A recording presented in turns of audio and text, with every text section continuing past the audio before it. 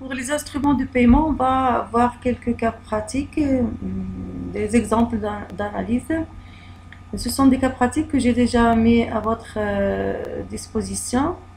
Ils font partie du Polycom. Le premier cas pratique, Madame Aziza tire un chèque d'un montant de 80 000 dirhams au profit de son frère Monsieur Ali le 10 11 2018. Ce dernier a présenté le chèque à la banque pour paiement le 15 2 2019. Après le décès de sa sœur, la banque lui refuse paiement pour deux raisons: le décès du tireur et l'insuffisance de la provision. La provision existante à la date de présentation est de 55 000 dirhams. Donc, les questions: quelle est la sanction de l'insuffisance de la provision? Quelle est la procédure à suivre pour encaisser un chèque? Qu'est-ce qu'un porteur négligent? Quels sont ses droits? Est-ce que M. Ali peut être partiellement payé? Donc, comme vous voyez, quand il s'agit d'un chèque accompagné de questions, il s'agit donc d'un cas pratique dirigé où on répond seulement aux questions. Mais avant tout, on doit bien sûr souligner ce qui est important. On va souligner la présentation du chèque le 15 2 2019 et bien sûr l'émission qui est le 10 11 2018 et le refus de la banque et bien sûr les raisons, l'insuffisance de la provision et le décès du tireur. Et on va commencer donc par la réponse à la première question: quelle est la sanction de l'insuffisance de la provision? Bien sûr, le législateur a sanctionné le tireur qui émet un chèque sans provision ou avec une provision insuffisante à une sanction d'emprisonnement de 1 à 5 ans et une amende. Et comme vous voyez, ces dispositions pénales forment une grande protection aux porteurs du chèque, contrairement à la lettre de change, parce que ce sont des dispositions spéciales au chèque. Deuxième question: quelle est la procédure à suivre pour encaisser un chèque? Et là, on va passer par bien sûr les procédures qui commencent par la présentation. On va mettre un tiret, on va parler de la présentation du chèque au paiement. Et là, on va dire que la présentation du chèque ne peut se faire que pour le paiement. Il n'y a pas de présentation pour l'acceptation. Et cette présentation pour le paiement doit se faire dans les délais et sans limiter par le législateur. 20 jours quand il s'agit d'un chèque émis au Maroc et payable au Maroc, et de 60 jours quand c'est émis en France, à l'étranger, pardon, et payable au Maroc. Et après, bien sûr, la présentation, il y a le protêt-faute de paiement. Ce protêt-faute de paiement, on doit le définir bien sûr. C'est un acte authentique rédigé par un agent de greffe du tribunal de commerce et qui doit bien sûr contenir toutes les mentions du chèque et le numéro de chèque et tout. Et on doit parler bien sûr de ces mentions que vous connaissez très bien. Et bien sûr, cette procédure de protêt est peut-être interdite dans certains cas, comme dans le cas où il y a la mention facultative sans protêt ou sans frais. Et aussi dans le cas où il y a un jugement d'ouverture de redressement ou de liquidation judiciaire du tireur. Donc, il y a un autre cas, c'est le cas de force majeure. Donc là, vous allez détailler chaque cas et puis on va passer à la troisième procédure qui est les avis. Et là, vous allez bien sûr parler des délais d'avis de 8 jours puis de 4 jours selon la personne qui doit être avisée, tireur ou endosseur.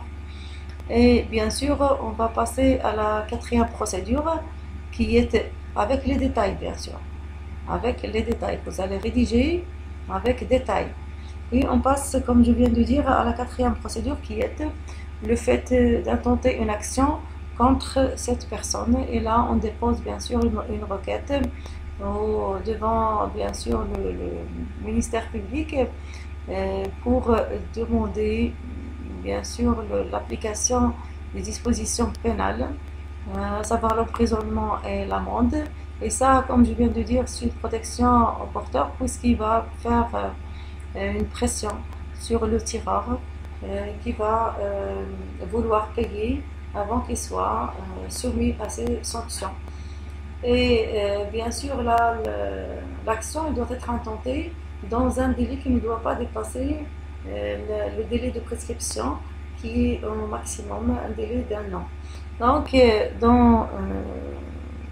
dans ces procédures que vous allez bien détailler, vous allez mettre que, bien sûr, le porteur, il peut même présenter le chèque pour paiement, même après le délai de présentation, mais à condition qu'il ne dépasse pas le délai de prescription.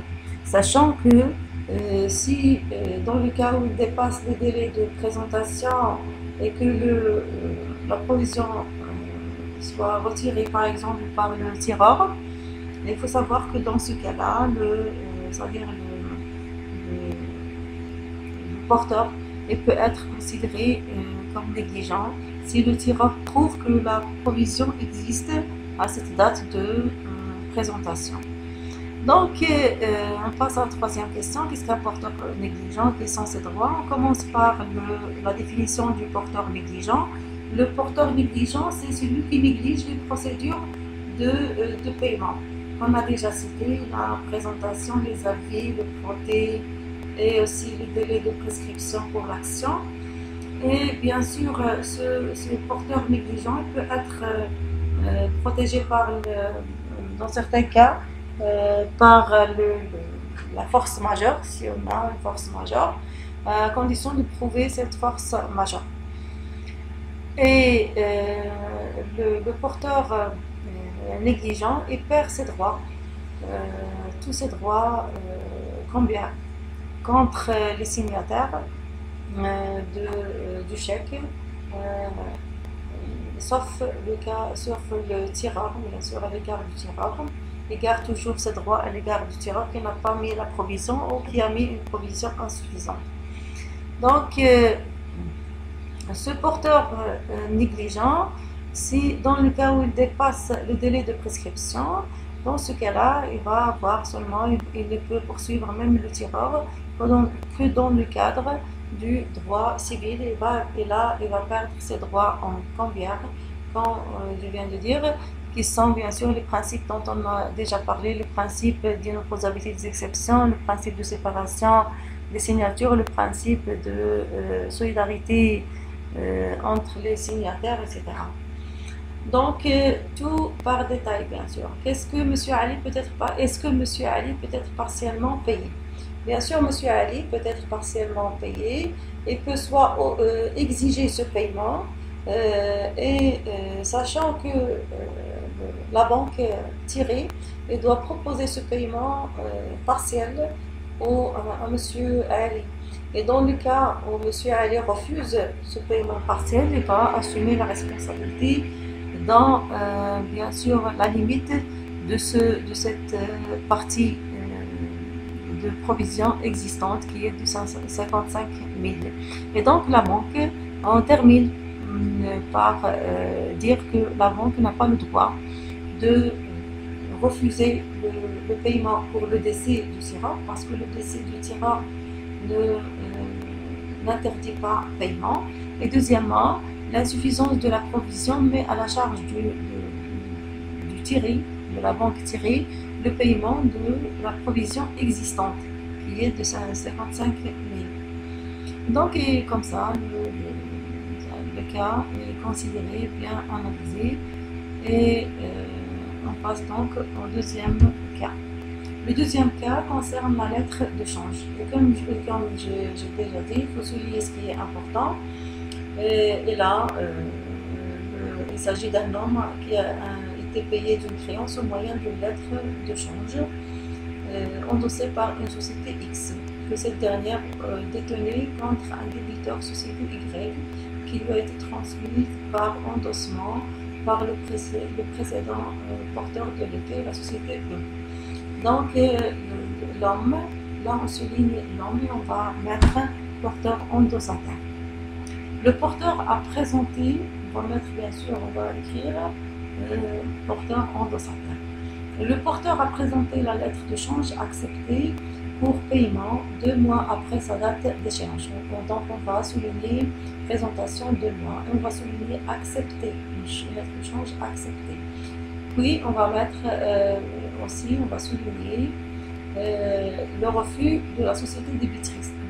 On va souligner tirer refuse de payer du fait de l'absence du rapport fondamental entre elle-même et le créancier d'origine, le bénéficiaire. La société débitrice juge donc la lettre de change nulle et sans effet.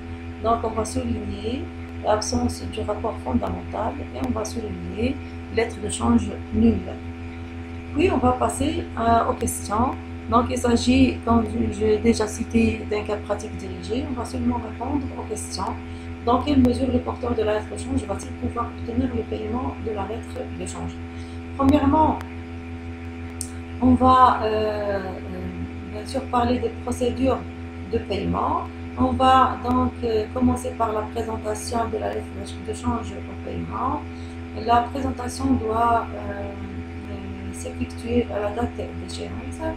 Et bien sûr, dans le cas de refus, le porteur doit passer à la deuxième procédure qui est de frauder faute de paiement ou faute, bien sûr, faute de paiement dans notre cas. Et on doit définir le frauté et bien sûr les mentions qui doivent être portées sur le frauté, qui sont bien sûr les mêmes mentions portées sur la lettre de change et le numéro de la lettre de change. Et on doit bien sûr parler aussi des cas où on est libéré de cette procédure. C'est le cas où il y a mention sans fraude ou sans frais, ou le cas où il y a un jugement de redressement ou de liquidation judiciaire du tiré ou du tireur, ou bien sûr le cas où il y a bien sûr dans le cas où il y a une force majeure, bien sûr, qui dépasse 30 jours. Donc, après avoir bien détaillé le cas de la deuxième procédure, on passe à la troisième procédure qui est les avis. Et là, on doit parler des avis de 6 jours contre le tireur, qui doit se faire au tireur par l'agent de greffe, et aussi les délais de 3 jours. Concernant l'avis présenté par le porteur et aussi les avis présentés par les endosseurs les uns aux autres. Et bien sûr, là, les avis, aucune mention ne peut vous libérer ou ne peut libérer le porteur de cette procédure. Quatrième procédure qui est l'action contre le tireur et contre les personnes, dans notre cas aussi contre le tiré parce qu'il est accepteur, et contre tous les signataires. Bien sûr, on a déjà vu que le porteur peut choisir la personne contre laquelle il va bien sûr il va porter cette action. Donc il peut poursuivre donc les personnes débiteurs principaux qui sont dans notre cas surtout le tiré, et après vient le tireur et bien sûr les autres signataires, puisqu'ils sont solidairement responsables à l'égard du porteur. Et bien sûr cette action doit être présentée dans les délais, dans certains délais, c'est-à-dire ce sont des délais de prescription qui entraînent, dans le cas de non-respect, entraînent bien sûr la négligence du porteur et donc la perte de droits convenable à l'égard des signataires. Bien sûr, exception est faite du tireur qui n'a pas mis la provision ou du tiré qui a reçu la provision. Et donc, les délais de prescription doivent bien sûr les citer. Le délai contre le tiré qui est de 3 ans, contre le tireur qui est d'1 an, et entre les autres signataires, le délai de 6 mois. Et bien sûr, pour avoir paiement, le porteur peut demander la saisie conservatoire avant de passer à la saisie définitive. Et cette saisie va lui permettre bien sûr de garder ses droits sur les biens de la personne poursuivie en justice. Deuxième question, l'absence de provision traîne-t-elle l'impossibilité pour le porteur de réclamer le paiement de la lettre de change? Bien sûr, l'absence de provision n'entraîne pas l'impossibilité de réclamer le paiement de la lettre de change, surtout dans notre cas parce qu'il s'agit d'un tiré accepteur. Donc, cette acceptation protège le porteur, même dans le cas d'absence de provision. Et le tiré devient donc débiteur principal, le premier débiteur principal à l'égard du porteur. Et bien sûr, dans ce cas-là, c'est-à-dire le porteur, il peut toujours réclamer le paiement. Et là, on peut aussi imaginer le cas où il n'y a pas d'acceptation.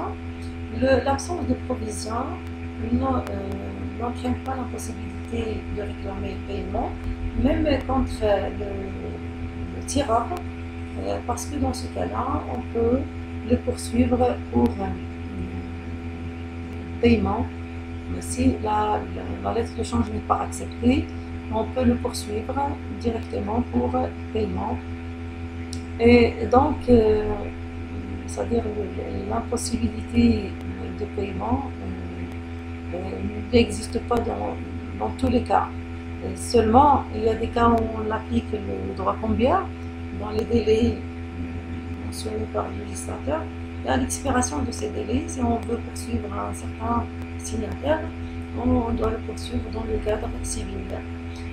Définir la notion d'acceptation et ses effets. Bien sûr, je n'ai pas bien détaillé dans la deuxième question le cas d'acceptation parce qu'il y a la troisième question concernant la notion d'acceptation. Donc, j'ai laissé la réponse, c'est-à-dire le fait de détailler l'acceptation à cette troisième question. Donc, l'acceptation, c'est la signature du tiré sur la lettre de change. Et donc, après la signature du tiré, ce tiré devient débiteur principal. Et cette signature, cette acceptation, est considérée comme comme une reconnaissance par le tiré d'avoir reçu la provision. Donc, le tiré qui accepte, il reconnaît qu'il a reçu provision, même si réellement il ne l'a pas reçu.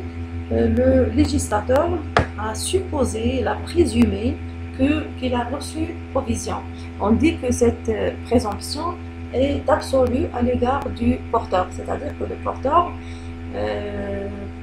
quand il demande paiement au tiré accepteur, le tiré accepteur ne peut pas lui refuser paiement parce qu'il n'a pas reçu provision, parce qu'il n'y a pas provision. Et dans ce cas-là, bien sûr, dans notre cas, par exemple, le tiré refuse parce qu'il y a absence du rapport fondamental entre elle-même, c'est-à-dire entre tiré et entre le bénéficiaire, c'est-à-dire le premier créancier. Et là, cette relation ne concerne en aucun cas le porteur, puisqu'il y a acceptation. Donc, aucune exception ne peut être acceptée, ne peut être opposée au porteur. Et là, on applique le principe d'inopposabilité des exceptions. Donc, c'est une présomption absolue à l'égard du porteur. Le porteur est considéré bien protégé par cette acceptation et aucune exception ne peut bien sûr annuler cette présomption.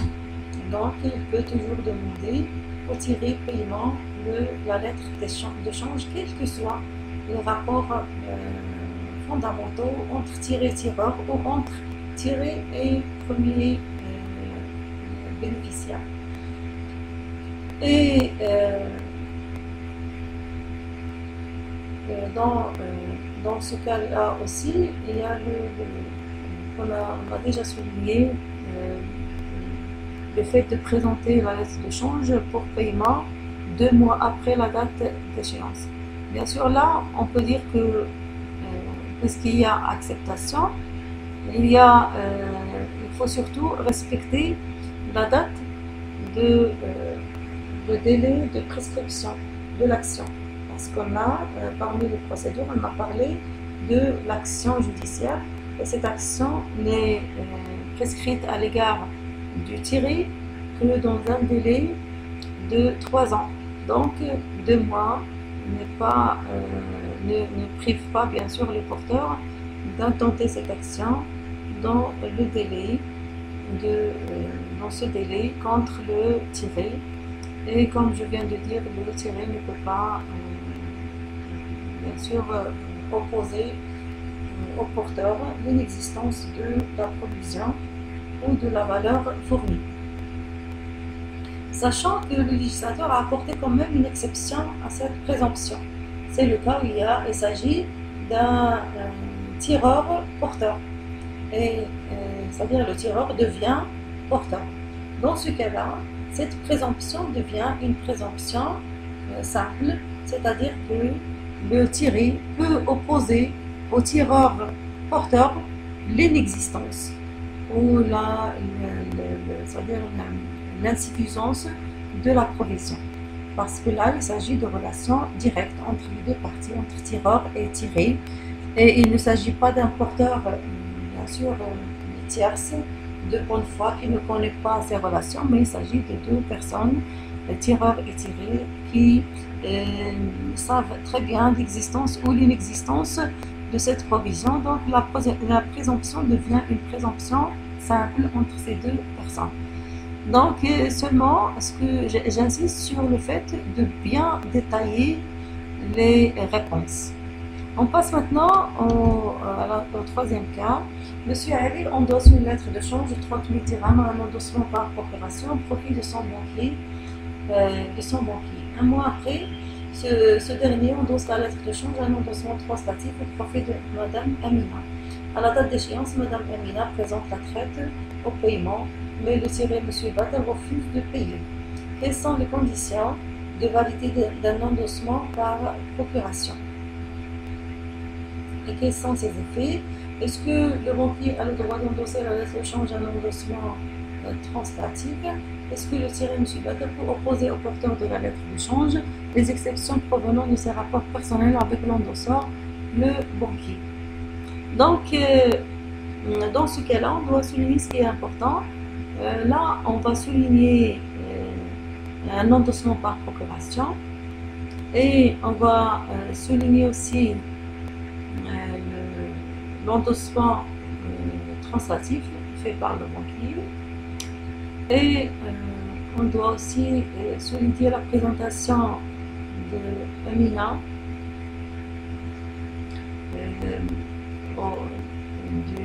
de la lettre de change au paiement, puis on va souligner le refus de payer. Alors là, pour répondre aux questions, la première question, quelles sont les conditions de validité d'un endossement par procuration, quels sont ses effets? Là, c'est une question d'ordre général, c'est une question que vous connaissez, ça veut dire qu'on a déjà vu, les conditions de fond et les conditions de forme, et on doit insister surtout dans la condition de forme. Il doit s'agir de la signature et de la formule, endossement par procuration. Et que dans le cas de défaut de cette formule, l'endossement devient un endossement translatif, de propriété. Et deuxième question, est-ce que le banquier a le droit d'endosser la lettre de change à l'endossement translatif? On peut dire ici que le banquier, comme vous connaissez, n'a pas le droit d'endosser la lettre de change à un endossement translatif, mais il a le droit seulement de l'endosser à un endossement par procuration, parce qu'il n'est pas propriétaire de cette lettre de change, sauf dans le cas où l'endossement n'a pas été mentionné par la formule par procuration, c'est-à-dire sauf s'il s'agit seulement de signature. Alors là, le banquier devient propriétaire de la lettre de change et il peut l'endosser à un endossement translatif. Sinon, si au contraire il s'agit d'un endossement par procuration, signature et formule, alors là, le banquier n'a pas le droit d'endosser la lettre de change à l'endossement translatif, mais il peut l'endosser à un endossement par procuration. Et troisième question, est-ce que le tiré peut opposer au porteur de la lettre de change les exceptions provenant de ses rapports personnels avec l'endosseur? Alors là, on doit écrire ici que l'endosseur, c'est-à-dire le banquier,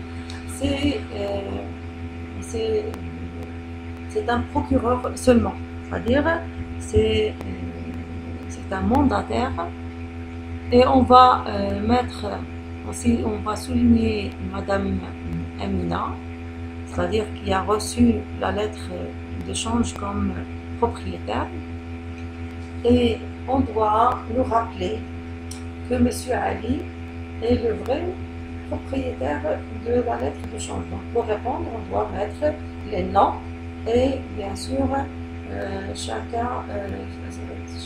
devant chaque nom, on doit mettre bien sûr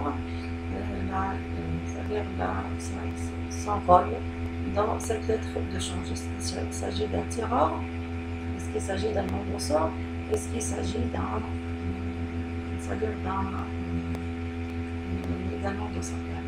Donc là, vous pouvez mettre que Badr est tiré et vous mettez Ali comme porteur et vous mettez banquier comme endossateur dans un endossement par procuration et Amina endossateur par un endossement translatif venu après un endossement par procuration. Et là, ça va vous faciliter la réponse. Et là, vous allez dire que M. Badr ne peut pas opposer à Mme Amina les exceptions provenant de ses rapports personnels avec l'endosseur de banquier.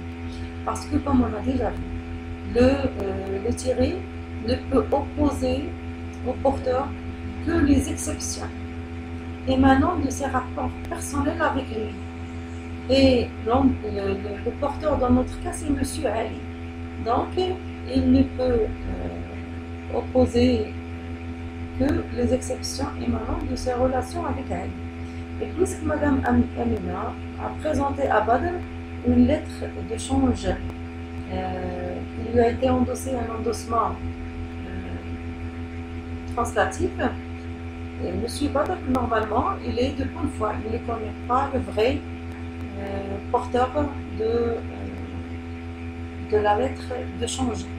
Donc, il peut opposer à Mme Amina les exceptions provenant de ses rapports personnels avec Amina, et non pas avec le banquier, même si on considère qu'il s'agit d'un endosseur dans un endossement translatif et d'un endossateur dans un endossement translatif. Donc, les rapports personnels avec Amina, entre Badr et Amina, peuvent être opposables. Mais ces relations avec les endossateurs et les endosseurs antérieurs, ils sont inopposables au porteur de la lettre de change. Et donc, le porteur de la lettre de change, il est protégé par le principe d'inopposabilité des exceptions. Donc, Madame Amina, elle est considérée dans notre cas de bonne foi. Donc, on peut dire que, dans ce cas-là, si Amina arrive à avoir paiement, alors là, Monsieur Ali peut poursuivre le banquier pour le paiement du montant de la lettre de change et aussi pour le paiement pour les dommages et intérêts et pour aussi les frais de justice, et peut le poursuivre aussi une poursuite judiciaire de nature pénale parce qu'il s'agit d'une infraction, c'est-à-dire le fait, on peut la considérer comme un vol, comme une utilisation de c'est-à-dire de cet instrument de façon frauduleuse. Et on peut même le considérer, si on a tous les éléments de cette infraction, comme escroquerie. Mais si